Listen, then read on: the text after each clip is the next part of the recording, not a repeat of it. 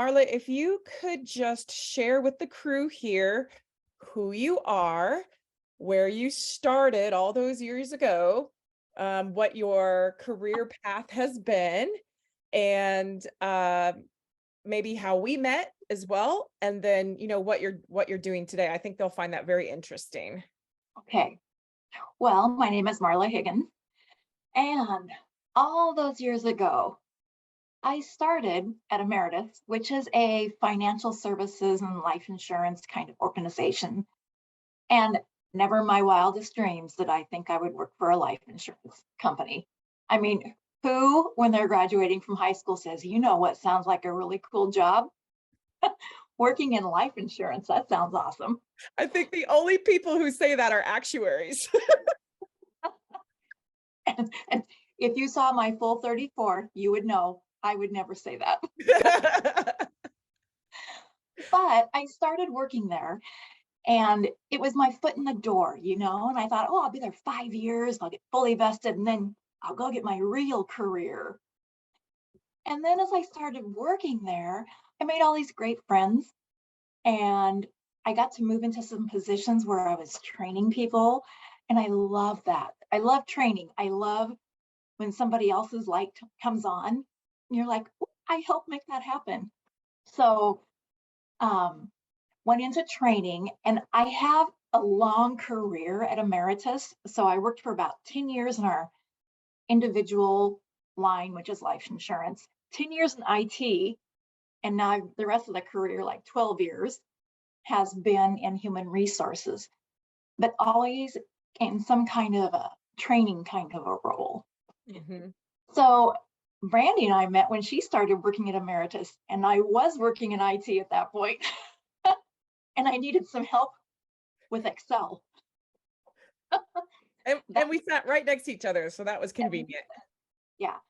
And whenever somebody new starts, I feel like it's a personal mission of mine to make them feel welcome and wanted and part of the group at Emeritus. Some people collect dogs, Janet. Some people collect things. I feel like I collect people. Like, I mean, you're gonna see. I have my top 5. Like, I can't have enough friends. My friend circle is huge. Yeah. So as we went through my career there at Emeritus, I went back to school, got my degree when I was in my 50s, and I did my senior project on creating an engaging onboarding program at an organization. And then they let me do it where I work. And so I created this enterprise-wide onboarding program. And that's what I do. I get to like live my strengths every week because I'm onboarding all the new associates, sending out emails to them, corresponding with them. I meet with them on Mondays, welcome them to the organization. And I feel like I'm just rambling about all the things I love about my job right now. I think it's really wonderful that Emeritus, allowed you to do that, that said, oh, she's interested in this, she has a strength here, let's ask her to do it for the company. Um, how, how do you think that happened? Who do you think recognized that or saw that that was a possibility, and then who moved that along and said, okay, let's give it a go? I think so. Prior to the pandemic, when everyone did start on their first day in an office, we had people starting, but it was so scattered among the departments in our organization. Some people onboarded their people really, really well, and some people were terrible at it. Mm-hmm. A new person would come and sit at their desk and they didn't even have their computer. The desk was dusty. It was a terrible experience. Mm-hmm. And so we got a little bit of feedback like that in human resources. And I don't know, I thought, ooh, this could be something I could take, like this could be mine. I could grow this and develop it. Mm-hmm. I had great ambitions of making it really something very cool. I totally disregarded the fact that we all have budgets to work with, but we made it as cool as we could. And so our HR leader at that point said, give it a shot. Let's see what happens. Mm-hmm. So she did. She kind of just let me take off with the whole program, and we And got good feedback. So do you think that also you had built a relationship with that leader to where she trusted you and your work? Yeah, definitely. I had known her for 20 some years since the day she started there. Mhm. And I think she knew me from more of a personal, like, she's going to make somebody feel welcome. I think Mhm. at America, like, she's going to be a good ambassador on their first day. She's not going to say something crazy where they're going to question, should I have come here today or should I have taken that other job? Yeah. And so, yeah, we did. We had a great relationship. And I think she did trust that I knew my audience. Like, if we're onboarding an officer, you need a little bit, another level of professionalism. Mhm. And if you're onboarding somebody who is in one of those entry level positions, then you tone it down a little bit and just make them feel valued and welcome in the Mhm. organization and don't talk above them. And so I feel like there's a couple things happening there. I feel like one, um, she understood your ambition. I feel like two, you guys had built up the relationship and the trust around number one, your work ethic, but then all and your deliverables, but also she recognized how you made her feel and said, I think that that would be a positive experience for other people. But it also sounds like she felt empowered enough in two ways. And one, in her own leadership skin to recognize and say it's like her responsibility to help you be successful or help her people be successful. So Welcome she to was like, the part one training. somebody's speaker was on. Welcome to the part one training. But yeah, uh, welcome. I feel like she was in her own leadership, felt comfortable in her own leadership skin to recognize that it's her responsibility to help other people around her be successful, and that it's her responsibility to identify areas of opportunity that would, help employees be successful, and but then in turn that makes the company Right, successful as right. well. So it sounds like Emeritus has a strong leadership, some sort of leadership guidance, because she sounds like she, you She know, has really strong leadership skills. And I mean, I've worked there a long time. You don't work someplace a long time unless you love it there. mm, So I do feel like the organization as a whole has really good leadership from the top down. And and part of that is they want us to use our strengths, like work within our strength zone so we can become a strengths based organization and not doing something that we're capable of doing, but doing something we enjoy doing.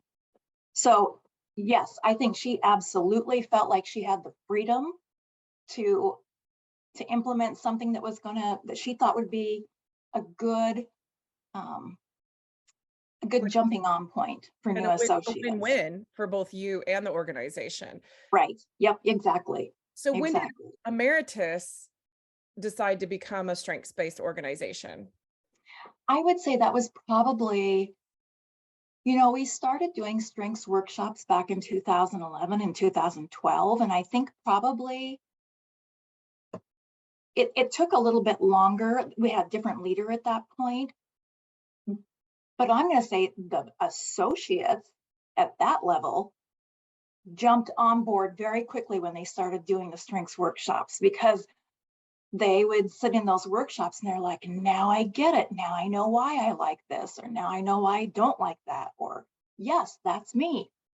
And then our leadership kind of jumped on board after that. And then we did a flip flop. And our leaders were like, this makes total sense now. And so then they started kind of pushing it down and said, we need to figure out what these strengths are and get the right people in the right roles, and we're going to be more successful. So I would say maybe 2014, 2015, Mhm. we really started having a lot of strengths workshops and sharing that with people. So So, so it's interesting because this is one of the few companies where I would say it comes from the ground up, right? Where it started, let's say, within the employee basis, and then, mhm, it sort of caught fire in the leadership yeah, realm. A lot of times these types of initiatives come from the top and come from the leadership realm and get pushed down. So, um, you know, if you were, because you worked there before it became a strengths-based Oh, yeah. Yeah. organization. And it was good before that as well. But I think Emeritus, the people there, or at least the leadership, even when I was there, it was like, there was a continuous improvement type Mhm. mentality of always trying to just get better and be open. And there was a lot of curious people there, and, people trying to just make things, a better experience or more streamlined or whatever it was. Like, I remember when I worked there, it was like that as well. But But how do then you, we really jumped. Oh, I'm sorry. Go ahead. no, please go ahead. Then I think there was a big shift to you do have budgets, right? Every organization has budgets that are a bit of a restraint. So what do we do? How do we make our people feel valued? And it was a big shift then in focus on let's find ways that these people can grow and develop, like in their careers. How can they grow and develop? And what can we do for them without spending a ton of money? Mm-hmm. Well, then as we started doing that, then the leaders got on board, and the leaders were like, okay, so let's really look at these strengths. Because if we have somebody in this role who would be better over here, maybe we should offer this and Mm-hmm. move them into a role where they kind of get all jazzed every day about going to work and not dreading it. And so then we've had this big shift in our philosophy of let's make sure we have people doing things they love. They're here 8 hours a day, which Mm-hmm. is more than what they're with their friends or family. So let's make sure that they like what they're doing here, and maybe they won't leave. Mm-hmm. And so we've really grown from growing and developing to not just finding not just learning more about yourself, but then finding opportunities where you can do those things you like. And do you have insights into the retention rate at Emeritus? Like, what is the average tenure, or how long do people typically No, stay there? I don't really. I don't. No That's worries. that's something I probably should look into, It just but sounds I like can't it help would but thinking if probably, you're doing yeah, something you love, you're going to stay there right, longer than you right, would. right. If you're doing something you love for a manager that you love with people you love, there's really no reason to leave. If you're making the money that, you need to make for Yeah, your family. yeah.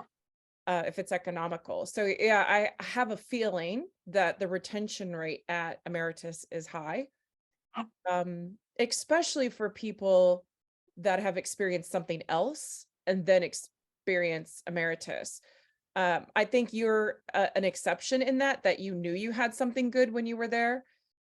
Like versus when I came in there, it was my first job out of college, and I was like, to me, it was like, well, this is just an experience. I didn't really know, if it was good or bad or whatever. It was just like my first job. And then, I went in to some other corporations and some other experiences and was like, it was a pretty good company, that we worked for back there. There was But lot of good culture stuff going on at Emeritus. it is. But I think also you probably didn't get the opportunity to tap into your full potential either. That like No. in the role that you were in, Mm. it's like, where could this have gone? And I We think probably weren't on the right path yet at And Emeritus. and I also think Emeritus had so much seniority that it might have been difficult to see how a young person could learn really fast and make some leaps and bounds in the company into, let's say, a somewhat of a leadership position, which is where I was really, it's where I really have Wanted to felt the go. most comfortable. Is in positions of leadership. And you could almost see that when I was there, when I gravitated towards teaching everybody certain things on those systems. It was like, let me develop this program and then go teach everybody how to do this. I just always felt really comfortable in those shoes and gravitated towards that type of stuff. Yeah. But I could feel that it wasn't going to be very fast paced for someone like me. It was going to be a slow, get some tenure and really prove that I knew my stuff over the course of years and years and years, which you guys, you all who know me, I move a little faster than that. And And I so, think the world moves a little faster now too. I think we're a little bit True. more agile now than we were back then. So Yeah. we had to be, you And know. I found a big difference between working for an organization like insurance that pays out claims, life you pay it out once in a lifetime. Health insurance pay it out during health problems. If you're in property casualty insurance, you're paying it out when there are accidents. So to Yeah, me, that's just a slower pace industry compared to like when I worked in the travel technology industry, which was we were responsible for people's flights all day long, and there's how many flights and how many people, and that just the demand of that industry to be up to speed and streamlined and on it, right? I mean, it was yeah. such a difference between those two companies and those two industries. But even within our organization, if you look at when I compare myself, what I do with what some other people do, like I work in human resources, but I always say I get the fun side of human Mhm. resources. Like I do the training, I do the Mhm. facilitating of workshops, I do onboarding, I write communications, I do a lot of our I&D, inclusion and diversity, communication and education. Like if you're looking at my circle right now, what's not to like about that? You know, like the I don't have to do the challenging or the tough or Yeah. the other sides that people don't look forward to all the time. Yeah, and I think like when I look at your strengths, I go, okay, I know that she's like you're delivering and driving out, a large amount of results, but we know it's got to be around something positive and happy and optimistic. It can't be the sad stuff. And the empathy is where I think we really get into your user experience, right? Like how is someone else feeling? Right. And Like a new person. Did they feel welcome? Did they exactly. feel needed? Did they feel valued? Yeah. And then, but I think when you say new, that comes from the woo. I feel like the new person part of it is the woo, but it's the empathy part that cares about how they feel and what their experience is. And it's not only new people either. As we go into some of the workshops, and we have people who've been there 20 years and they're just now learning like how to delegate or how to lead an effective meeting and seeing them being able to grow when they've been there for so long and they're learning something new to make their lives easier. That makes me feel good too. So I Mhm. don't know where that belongs, but maybe Well, that's the yeah, empathy. well, anything to do with feelings is really going to be coming from the empathy for you specifically. And then also the connectedness is sort of, to me, it's a mix, right? It's the connecting with human side, and all humans matter. And, every contribution of the human, it rolls up to that bigger picture. But there's also like a little bit of an architectural function of that because you are connecting all of the dots, right? You're seeing how everything is working together and how it's connected. And that's why that when you're working with an individual and you help them perform at an individual level with their strengths, that then grows and it impacts, it has a ripple effect across the entire organization and to its customers and to the insurance products that the company offers. That's all connected. And I think your connectedness puts all of that together very well. Does that make sense to you too? Yes, it totally does. And I've thought of connectedness before, and I might not my personal mantra or anything, but I do think things happen for a reason.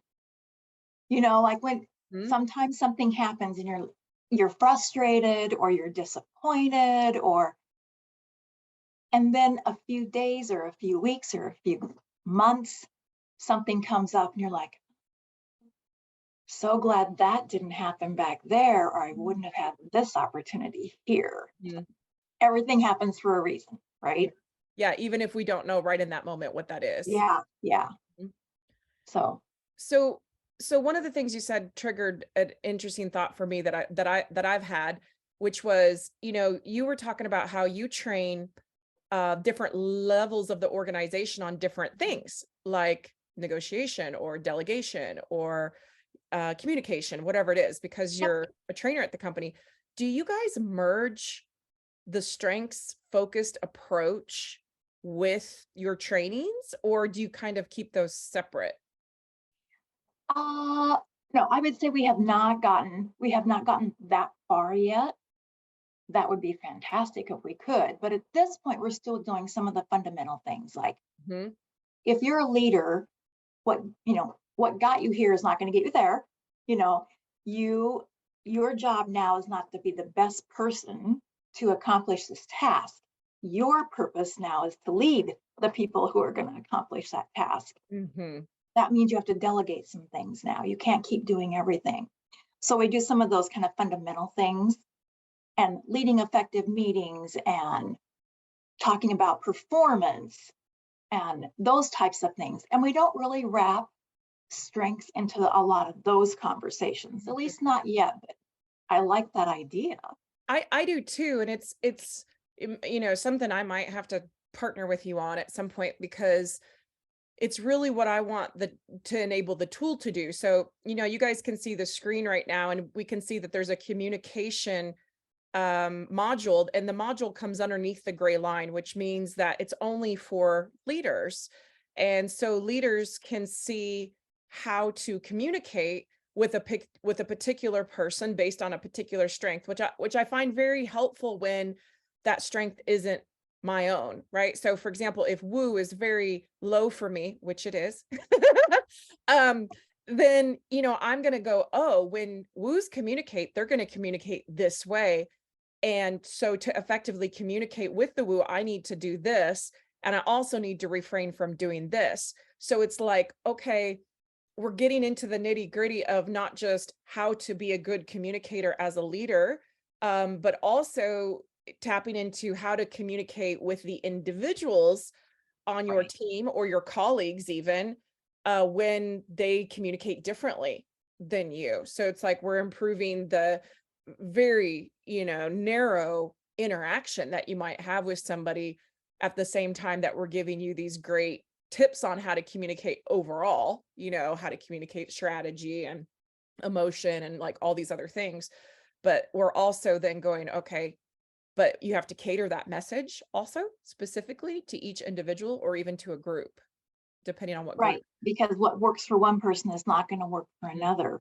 Mhm. We do that with recognition. We say, how do you like to be recognized? Yeah, we Is have it. it in person, in an email? Is it in front of a big group of people and we, throw a party? Because some Mhm. people would just shut down in Yeah. that situation. And So we and talk about that in recognition, but we don't talk about it in how we communicate. And I love that. yeah, and I think we could apply it to how we influence and negotiate, to how we sell things, to how we even deliver or execute, because some people aren't Mhm. very strong in that area.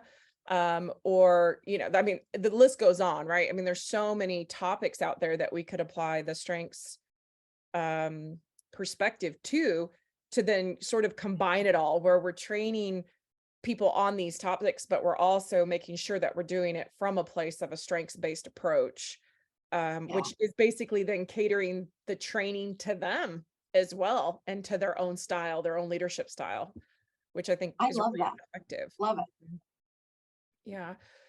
Let Marla and I pause. We're having our own little conversation here. Does anybody else have any thoughts, questions, feedback for either one of us? I'm going to pause for a moment and let anybody else come in before I do my questions, because I always have questions. So Anybody have questions before we let Jay chat away? Okay, gone. Jay, follow you, buddy. all right, thank you very much.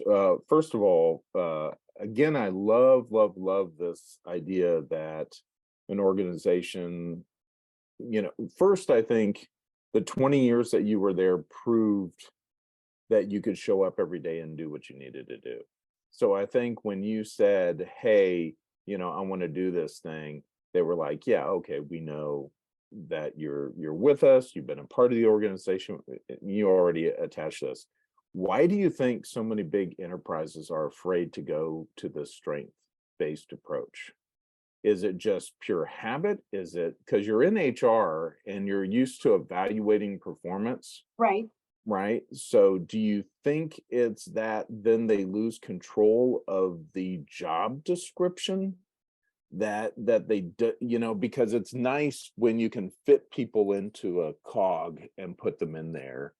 Yeah. Right. Oh, So I don't know. My gut feeling is that you do have to free up a few people who can really learn about strengths to help educate the rest of your organization. And that's an investment, you know, that's an ROI. mhm. And if you're not willing to make that, because that's dollars, right? Then it's going to be a tougher sell. I think we had people who were happier because they were moving into roles they really enjoyed. And then we started talking about it. And it was very vocal and in everybody's face. And all of a sudden, everybody's putting their strengths in their email. What's going on with that? And I mean, it was out there. And then our leaders, I think, saw the value of it. You know, it wasn't year one that it took off. It took a few years and then it took off. And then even our CEO, he knows his top 5 strengths and he'll ask you about strengths in the hallway. And we were like, listen, leaders, if our CEO knows his strengths, you better know yours too. Like if he stops you and says, oh, you've got individualization, tell me about that. Mm. You might want to know how to speak to him about individualization. So it did take, once we did that kind of flip-flop then, and our CEO got interested in it, and then the 7 people who report to him, and then the people who report to them, then it just kind of spread like wildfire. But I think that initial thing is your company has to say, you know what, this is important. We are going to have a few people and we're going to dedicate them to running workshops so people can learn about this and answering questions. And now we have not just one workshop that we offer, we've got 3. And then we've got some activities that we help leaders facilitate in their team meetings. And so it's just becoming so prevalent in our organization now that you do have to have that investment buy-in that, yep, we're going to have some people who spend some time doing this. And somehow some people that had influence saw the tremendous productivity increase or value and the happiness value and the engagement value. So somehow, without even necessarily having those tangible statistics or metrics, they saw this is totally worth it, you know? And that's hard. Like in my role as a consultant, that can be very difficult to prove. Mm-hmm. But apparently there was more than one person at Emeritus that saw that value for the organization. Because like you said, it is an investment of somebody's salary and their time. So it is money and time. But somebody said it is definitely going to gain us that expense plus so much more. And I just think that's unique. Yeah, I think it has. I think when you look at engagement scores and you see the engagement scores starting to roll up a little bit year after year, Mhm. you know, it's not fully due to people learning about their strengths and now their managers asking them about their strengths. But I have a hard time thinking that it doesn't have anything to do with that either. I Mhm. feel like it's wrapped in there in kind of the bigger engagement kind of question. And do you know, have Emeritus, have they weathered, you know, the past 10, 20 years well? Have they continuously grown profits and revenues and done better and better and better over time?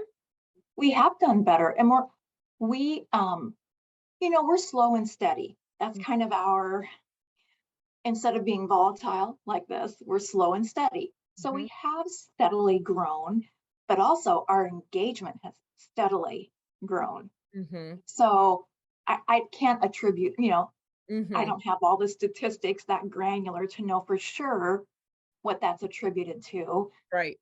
but I would venture to guess that part of it is being able to do what you love. And now managers talking to you and say, hey, so I saw on your top 5 strengths that you really enjoy communication.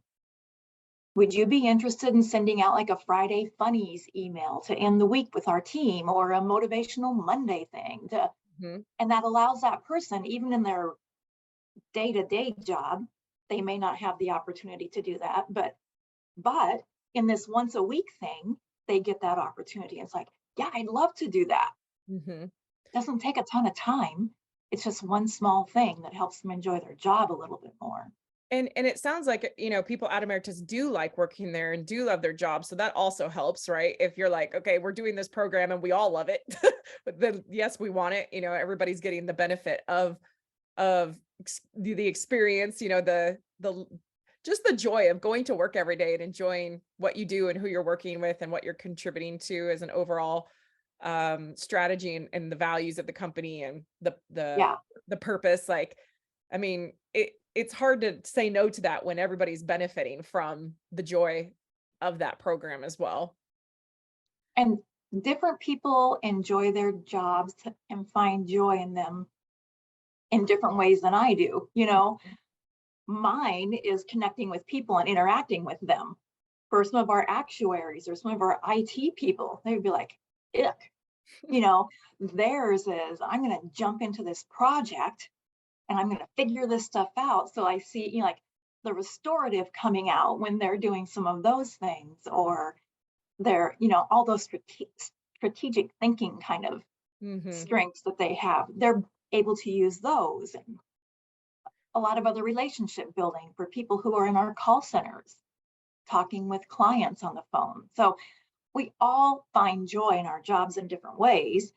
It's just trying to make sure we get those people in the right role so And they have that opportunity. And I also feel like what Emeritus is benefiting from with all of this that we're talking about is that then if they do keep people, they do retain people, they're retaining that experience as well. Yes. Yeah.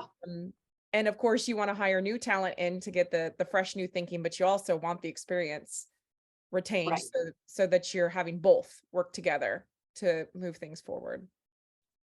And I don't know, Jay and Ted, I'm not sure what roles you're in or what kind of organizations you're in, but I feel like the whole landscape of retention has changed in the past 2 or 3 years, because so many companies are offering hybrid work situations and remote. I mean, we're doing the same thing, but that means we're drawing from a bigger pool, but we're also losing because of the bigger pool.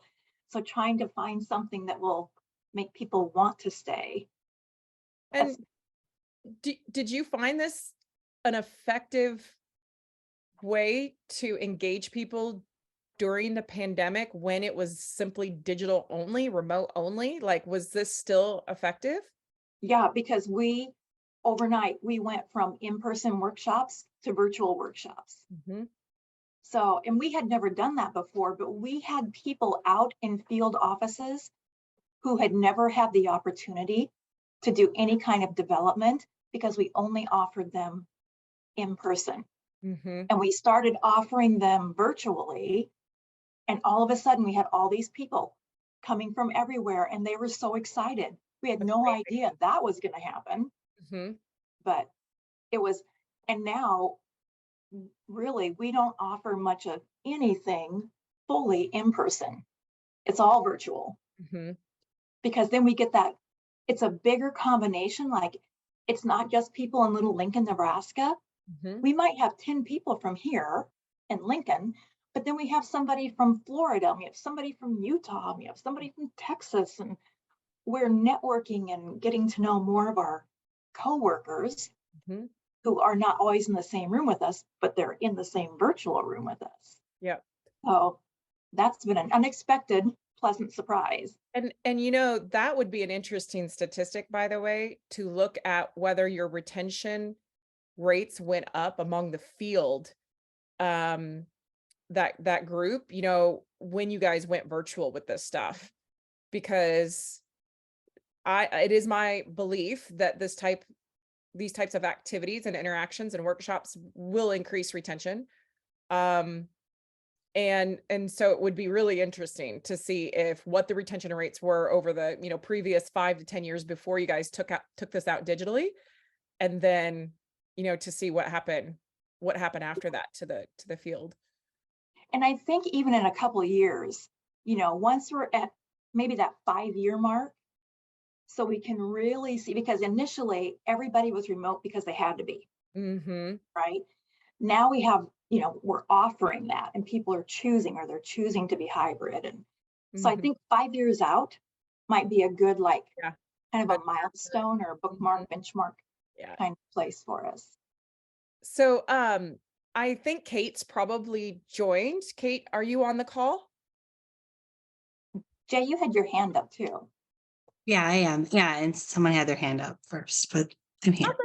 Awesome. So Well, Jay, let's let Kate introduce herself really quick. And then that way we have 2 people to answer your question, okay? Well, I don't know that I'm answering Jay's question. It depends on what his question is. I know, but go ahead and introduce yourself, Kate. Let everybody know who you are. So I am Kate Lewis. Brandon and I met a couple months ago. She's been really great at getting me engaged with Strengthology, but I have a couple of companies. My primary company is Connections. I am in the recruiting, sales, and training business. I have been doing IT consulting services, sales, and recruiting for about 15 years before going out on my own almost 2 years ago. So, and I live in Raleigh, North Carolina. I'm not in Dallas, Texas. So I appreciate Brandy inviting me. I just have time zone challenges of trying to convert the time zone and then daylight savings time. I don't know. Somehow today I got all confused. So that is okay. Thanks for having me. Yeah, and Marla's not in Dallas either, Kate. She's in Lincoln, Nebraska. Yeah. Still Central time zone. Okay. Yeah. Yeah. So thanks for having me. You're welcome. And I want to show you guys, let's go back here. So Marla and Kate both share woo and positivity in their top 5 strengths. And if we switch that to the top 10, we can see they actually share achiever, responsibility, communication, woo, and positivity, all 5 of those in their top 10 strengths. Wow. If we put you all side by side, we can kind of see, okay, where Marla's got, a heavy focus on this blue relationship building, Kate's got a little bit more focus on the influencing side. And then you both are really strong executionists with the purple stuff. Okay, Jay, we're ready for you. Interesting. Okay, so Kate, Marla was talking about her awesome shift to helping people on board in HR. One, I want to understand kind of a little bit more about what you do, but my curiosity is I've been teaching for 22, almost 23 years, and every 5 years I see a shift in generational kind of attitudes, kind of mindset, work ethic, that kind of thing. I'm really curious to see if y'all think that Strength Finders is going to be even more important for younger folks coming into enterprise companies, because they seem, this is my perspective, they seem to want direction and fulfillment as a core part of why they join a company. And so I just wanted to get both y'all's perspective on that. Awesome. Yeah. Teaching at the university level, Jay? Yeah, at Collin College. So it's kids or students that are having a harder time affording university. And then I also teach at SMU. So Southern Methodist University. Okay. Good. Awesome. I don't know, Marla, if you want to answer first or. Yeah, Marla, what's your experience been with a younger generation? Well, I feel like I'm going to say yes, but I think I think the younger generation right now is going to be interested in this, as well as the people who have long tenure, because it's going to help them understand each other better. So I think, I see younger people who might have more activator, and we might have a different generation who has more deliberative, and how do they work on a project and not drive each other crazy? Because deliberative doesn't mean I don't trust you. I just process differently than you. An activator doesn't mean I'm reckless and want to move ahead. I just process differently than you. And we've talked about that a lot. Like, when we're on the same project. So that's where I think the bang for the buck is that you have this better understanding of someone instead of making assumptions about their why they're responding And the way they are. I'll validate that because I work with people. Yeah. I work with executives, I work with mid-managers, I work with professionals newer in their career, I work with students. I don't see all the stigmas that everybody places upon everybody. I really see just great people with great hearts who are all in a bit of a different place, but all really appreciate, one, knowing their own strengths, becoming confident in that and performing at their best, but also as they mastered that, they want to learn how to work with others effectively and are curious about how the older people think, how younger people think, how do we connect and collaborate effectively. So like, it's like everyone still values the teamwork thing. Everyone still values the partnerships. And so I don't see the whole, oh, young people act like this or old people act like this or whatever. I still see people just trying to figure out how to work together effectively. Yeah. So my take is the generational aspect is, I think the newer in career people are more aware and are wanting to feel sense of belonging and are wanting to be recognized and rewarded and understand a career progression path. And if they're not getting that from their company, they're very quick to leave. So I do think generationally, the Gen X and boomers are more loyal and would stay with a company longer, even if there's unmet needs. They're not as likely to leave a company because they didn't feel appreciated, right? Like we kind of like, I guess I am right on the border of Gen X and millennial. So I'm 42 years old. So just to kind of tell you more about me. And I think I lean a little bit more heavier Gen X because I was a latchkey kid and I'm an older child and I'm like overly responsible than I do millennials. But I think, there's a generational difference in what you want out of your job. I think this last recession, the last couple of years has definitely changed that. You're seeing a lot more people leave traditional jobs and become consultants and freelancers and start businesses and be contractors and the gig economy and just find side hustles and multiple income stream, right? And they're not looking for one job for 20 years or 30 years until retirement. And They want control of their destinies. So I think that right. the And Strengthology provides them insight. Sorry. I guess not only destiny, but security, because if you're working for a company and they just lay you off and then you work for a company, they lay you off, like you have zero security.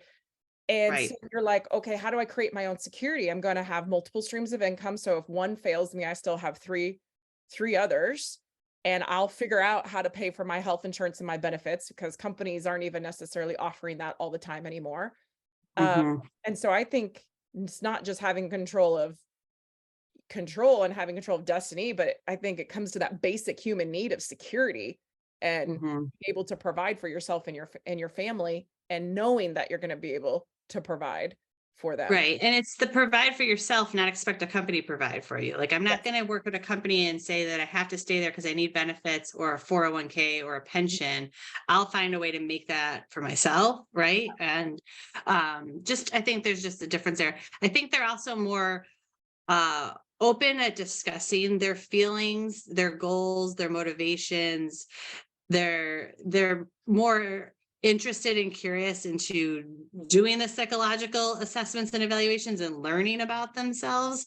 And that always interested me as a business and psych major in college, but not everyone was interested in that. Right. And so I think that there's definitely, I think, more purpose in companies doing these.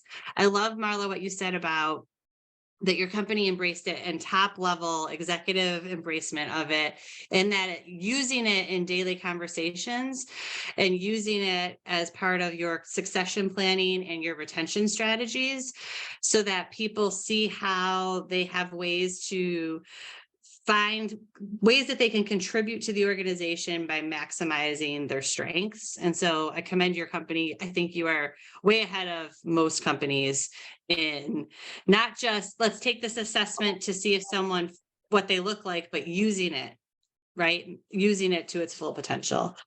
And then Jay, this might be a book you might be interested in. I don't know if you can see my screen, my camera. Have you heard of Raven Solomon or seen her speak? I have not, but I'm digging into the Genius books. I don't know Okay. if you've had a chance to dig into those, but it's Genius is really related to strengths. It's essentially finding out your particular genius and calling it out, and that's your log line. Like when people contact you or you tell people what do, you say, well, I'm a collaborative strategist. That's And your people motto or your tagline. people go, oh, I get it. You help people collaborate to get things done that they're having a hard time doing. Right. So she's more, this is it's multi-generational leadership assessment. So she does studies and research and writes a book about how for the first time we're in a 5-generation workforce, and how much the boomers and Gen X leaders can learn from the Gen Z and millennials and early in career people, and like the importance of mentorships going both ways. So hers was more that what you had brought up. You see it. Leading your parents, right? Yeah. Raven Solomon's the author, and she's a speaker, and she has like a website and a blog and things. So this was that generational part that it's on my bookshelf next to me. Well, yeah, you can see I'm kind of a reader too. I saw, yeah. They were so either album covers, like old school record album covers, or books. I couldn't tell. Because there's also the guitars hanging. Oh yeah. I saw those too. Yeah. So no, this is awesome. So is there other questions from anybody else at this time? I want to make sure everyone has an opportunity to ask. I just wanted, it wasn't a question, but I had one other thought. Yeah. When we were talking, Jay, in your question, I see a little bit more, it's almost like we're going back, I don't want to say back to the 60s and 70s, but with all of the new younger generation coming into the workforce, I get more questions on day one about what do you do for I&D, like more social awareness and wanting to know more about, oh, you've got a program where you can volunteer and you get paid to do that? Fantastic. Yeah. What about ESG? What are we doing for the environment? What are we doing? Like some of those things are more important than how much PTO I get. It's as an organization, who am I working for? What are you about? What are you doing for society and for our world? So I love that with this younger generation. My generation cared about our 401k. I think mine was PTO. Yeah. Mine is still work-life balance, like how much, but I think it's because the younger millennials and the Gen Zs have seen their parents experience restructuring, layoffs, and job transitions. They didn't grow up with a parent that worked for the same company, Goodyear, IBM, whoever, for 30, 40 years. And so their parents' role models don't have the career that maybe we think of our parents, or our grandparents that had. I think you're right. I also think that the Gen Zs see the psychological stress and toll that is going on their parents, especially when their parents are trying to take care of their parents, too. And so they're sitting there looking ahead going, is this what I want? Right? Is this what I want out of life? This is where I want to wind up. So I think to your point, Marla, they're saying there's more to life than just showing up to work every day. And if I have to show up to work every day, I want to be a part of something that I feel makes the It's world bigger. a better place. Yeah. Right. Yep. Yeah.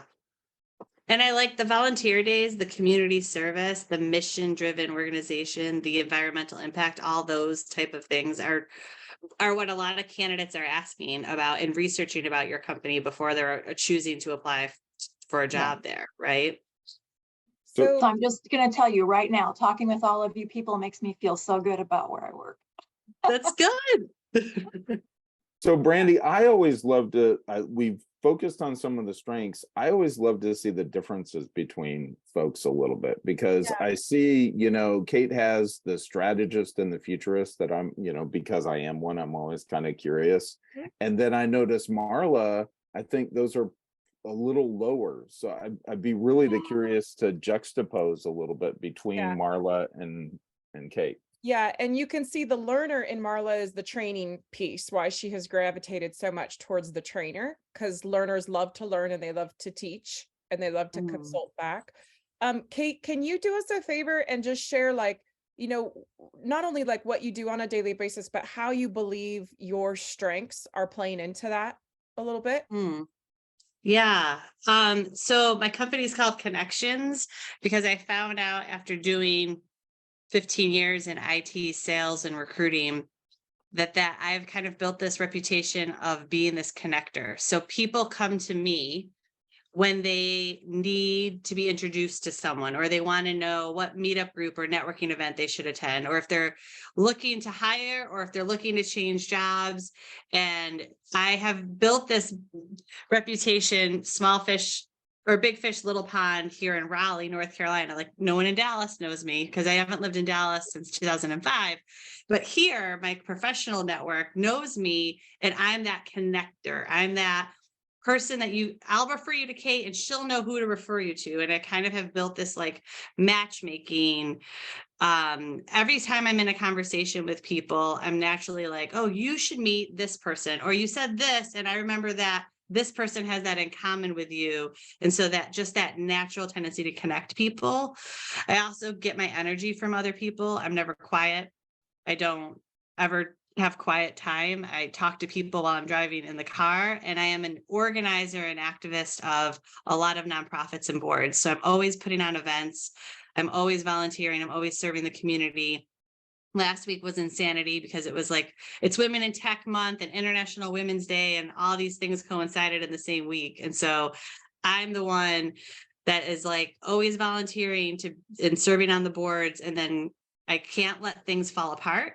So even though I might be one of 8 people that's supposed to put on an event, and this is my child, Emma, say hi. Hi. Hi. I'm on a call. I need 5 minutes and I will come get you. But Owen is he's on his devices. Okay. I need 5 minutes. I heard you. Yes.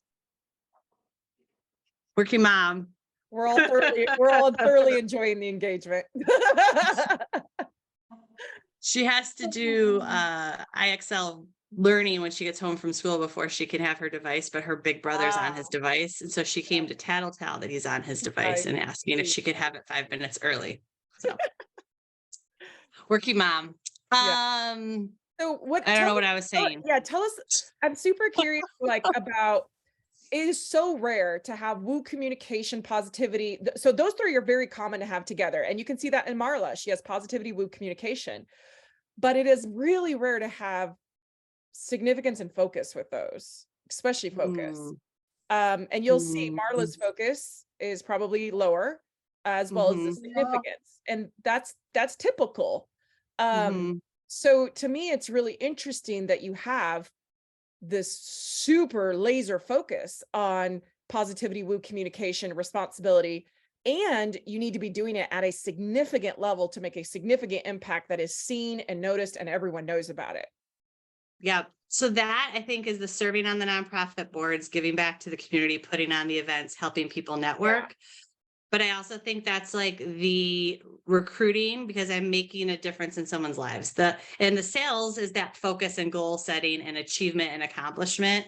I was a firstborn child, straight A student, student government, student athlete. Like my dad's approval was important to me growing up. That's some of the psychological way, right? And yeah, so I think the way I fell into sales and then fell into recruiting was what I was selling is jobs for people and giving people opportunities. So that's that significance and making an impact and improving people's lives. And I think That improving tied into people's my lives, career. Positively, in a very positive way, which is that number one. And I think we heard that from Marla earlier, where she loves having, giving people a positive experience and having positive influence on their life. Mm-hmm. Jay, Yeah. is there any other ones that you see that you find particularly interesting Well, as a difference? well, no, I mean, you can see that Kate has the strategic, but I when I got my strength finder, I only got the first 5 and I was like, where's achiever? There's no Yeah. way achiever is not in my first 5.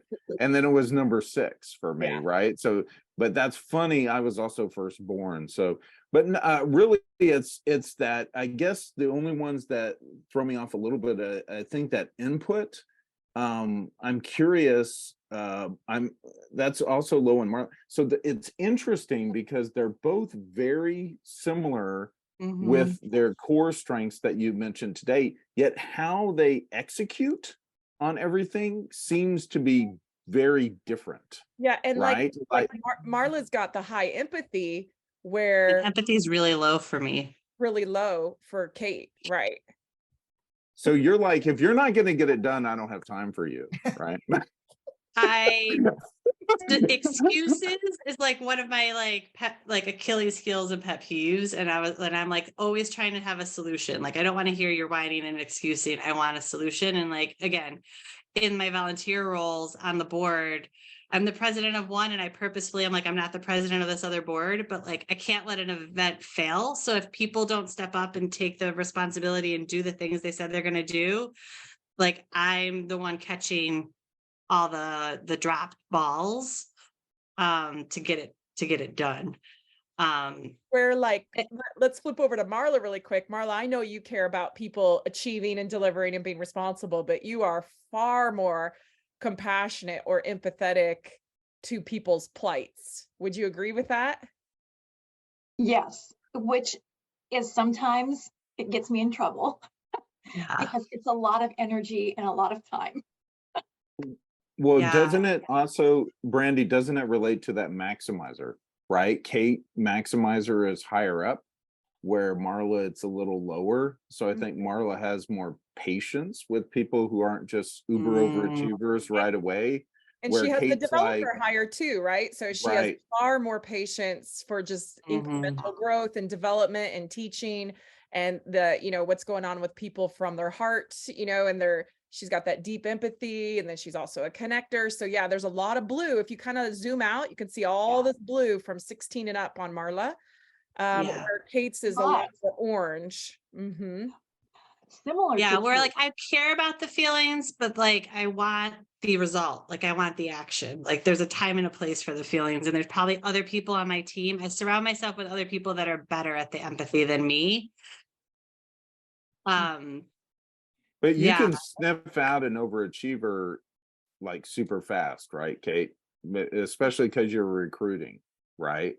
Yeah. And I grew up on the sales side. And so I have more of that sales dominating personality than the recruiter personality. Although later in my career, I was a people manager of both the function sales and recruiting, but the recruiters tend to have more of the empathy, and like they are better listeners and they take more time, where like the salesperson's more that competitive, goal oriented.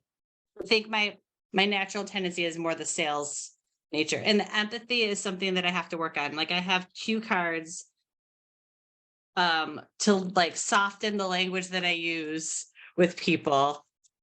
I hear you. If you're like me, my greatest fear, and help me understand. That remind me to like have empathy, because in my head I might have said some other choice words, and I have to rephrase it. I actually do the same thing to some degree. I read the book Never Split the Difference, which is actually a negotiation book. If you guys have not read that one, everyone should read that. It's so good. But one of the things they taught us in that book was to never use the word why, because it puts people on the defense, but to always use the word what. And so I always, just like you, Kay, I'll take a step back and say, what would make you say that? Right? What would make you do that? And just do that. I think I have those cue cards here too. Oh my. What would you do? There's Have blood you on them. considered, and what are your concerns? And what did it feel like when that happened to you? Yeah. Randy, can I ask a question? Absolutely, David. Well, just on this subject, I'm wondering if geography has something to do with it, because I would ask Kate if she's from the Northeast. Yes, guilty. Okay, where, like a girl from Philadelphia or New York City or something, they're a little bit more Buffalo, New York. See, like a little bit like you don't want to mess with those women. Oh, but you might pull back a stump or something. Well, David, though, I will tell you, my dad, who's from Kilgore, Texas, said Southerners are very polite and they'll kindly ask you to leave their land. And the unspoken truth is, because if you don't, I'll get out my shotgun and shoot you. Yeah. So it's a little, so don't mistake the niceness of Southernness for you don't want to mess with them. So on International Women Day, I would say every woman in every culture has a way of saying, don't mess with me. Yeah. Well, and it's like, bless your heart or something in the South. Like, bless your heart. And in North Carolina, when I moved here, they literally put me through like leadership communication classes because I was too assertive. Now, there's also gender differences too, because something a female says is described as too assertive, female from the Northeast. But if a man from Boston or New York said those same words, maybe it wouldn't have been perceived the same way. But I'm dealing with people in North Carolina who don't want to tell you no. And I'm like, no is okay. Like, just don't leave me in this maybe land, right? And so how do I get to a no? And so, yeah, I went through coaching classes of how to soften my language so I didn't offend the people in North Carolina when I first moved here, because there's like passive aggressiveness that happens, like, or also like the just, they don't want to say no, so they just ignore you, like the ghosting or whatever that people talk about, and just don't respond. And that's a no. Just to teach you guys something that I look for, like when I'm working with people, is I might look at Kate's command versus harmony. I might just want to go, do I think that she's okay with conflict, or is she going to shy away from it? And even though these are both low, so they're not the way that she comes at things or thinks about things, I can still almost make an assumption that she is not conflict averse, because command is higher than harmony. Where when I look at Marla, I go, she's probably more uncomfortable with conflict because harmony is above command. Now, again, those are so low that I'm not saying this is the way they think about things, perceive things, process things, or spit things back out. But it does give me a bit of inference about how they might feel or deal with conflict organically.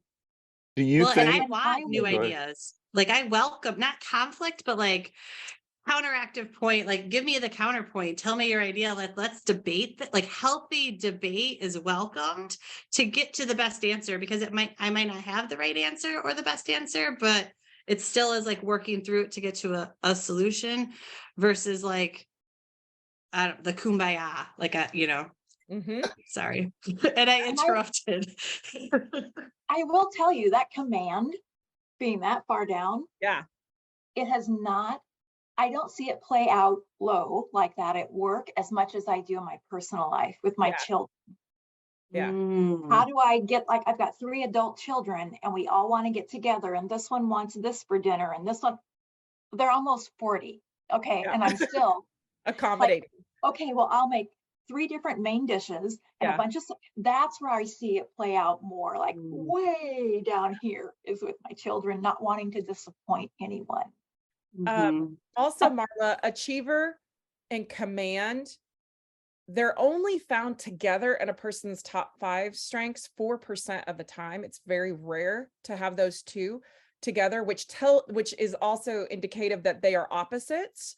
So it makes sense that you have achiever high and command low. You mean first and last? Yes.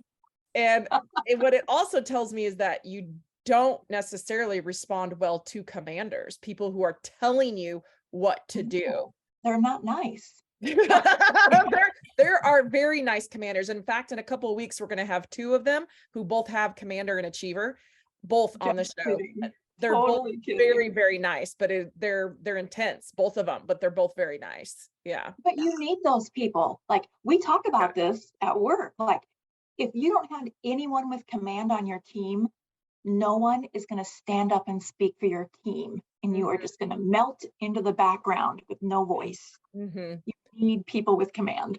Yeah, they're absolutely willing to impose their opinion and share their thoughts. Yeah. Like they're like, this is what needs to be done. This is how I feel. They're very candid, and they're like, and this is the direction we need to go. And I'm going to influence all of you to come with me. You know? Yeah.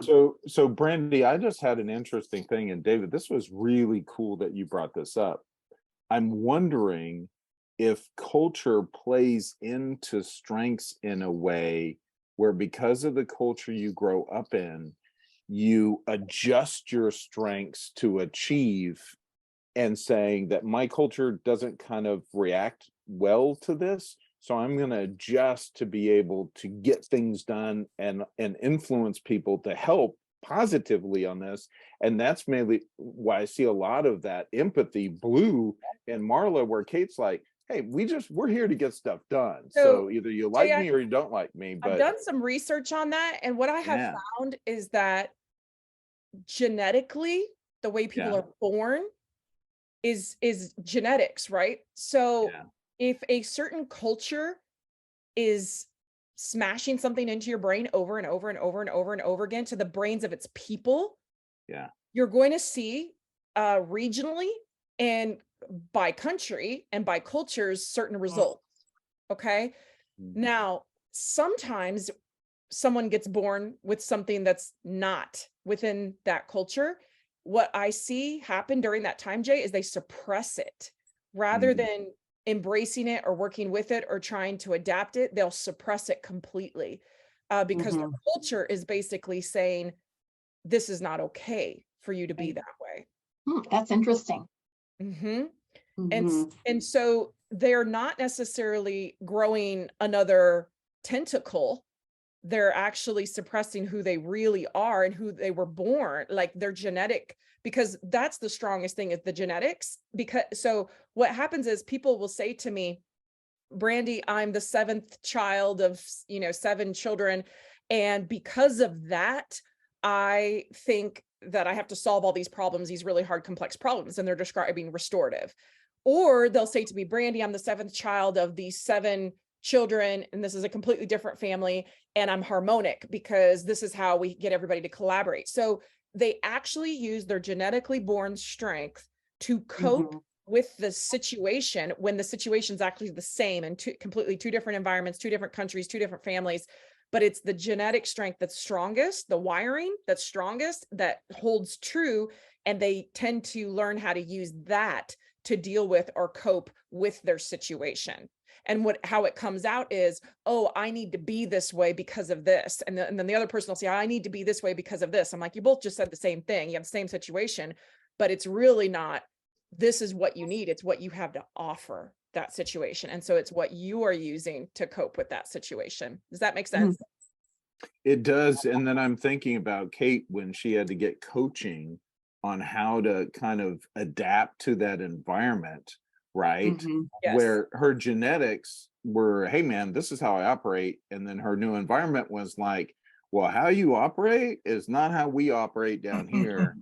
So we need you to adjust a little bit because we want to use your strengths, but if you can't adjust, then that's going to be really hard for us to maximize what you bring to the table. And as a coach, I would have said to Kate, you have high communication. You want to communicate clearly, effectively, don't you? And she's going to say, yes, absolutely. All right. So to clearly, effectively communicate to this group, to this team, we're going to need to do this. And she's going to be like, okay, because she can learn, right? She can learn how to communicate differently to different groups of people. But you always want to come from a place of strength of what they want, and what she wants innately is to communicate clearly and effectively because of her strength.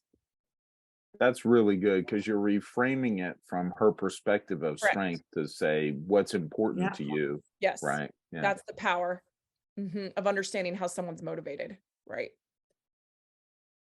Okay. We've gone over the time, so I'm going to cut this off, but I really, really appreciate everybody's time and everybody joining in and staying on for a bit longer today. Does anyone have any closing thoughts they're dying to share before we close it up today? It reminds me of a girlfriend I had like in that 7th or 8th grade, and she was from the Northeast, and why I don't remember exactly how but her response to anything was to hit me. I mean, like if something was really bad, she said, "What did you say that for?" Boom, right? I don't think Kate hits anybody, for the record. Okay. Yeah, that was also part of my like training. Assault is not welcomed here. So like I think Kate, please the refrain from the displaying mandatory any workplace Awesome. violence. I was we just don't being hit by my brother, but anyway, but I actually kind of like Goodness. knew it was for endearment though. yeah. And I took it that way, and it Yeah. was just That's what they all say, David. I- But the boy that picks on you in the elementary school is the one that likes you. Yeah. right? I think I matured a little bit since my 7th grade self, but I think it's Awesome. interesting though that the genetics, the generational and the regional differences and the Yeah. influence that it does have on your personality. I'm very interested in more research on those. Yeah. Yeah, And those I'd areas. love to chat with you more about that, some of the things I've seen, because it's pretty interesting. I'm surprised Gallup doesn't release the data on it, so that makes me even more curious why they don't. Because from my experience, it's apparent. I can almost guess what will be in somebody's top 5 strengths, at least one strength for a particular region, which is crazy. Yeah. Yeah, and David knew I was from the Northeast, even though I only told him I lived in North Carolina. So Yeah, that's no. all right. Thank well, you. You guys have Fantastic. Gosh, wonderful- I could stay on for another 30 minutes I listening to know. everybody. This Yeah, was what a awesome. good group you are. Thank you so much. I appreciate the you. engagement and I appreciate your time today. I know you're all very busy people, so I hope this was worthwhile and valuable to you. And I hope you all have a lovely March week. We're finally Yeah. headed into the spring, so that's exciting for all Yes. of us. I know. Well, Yeah. thanks, Brandy, for doing this. These are Thank you. always This was- very awesome. So thank you. You're very Thank welcome. you Very, so very much. nice. This was so much fun. Thank you, Yes. Marla. Thank you for coming. Absolutely. Kate, it was nice to meet you. I wrote the Nice book to down. meet you. Okay, thanks. Nice to meet you. Bye, everybody. Bye.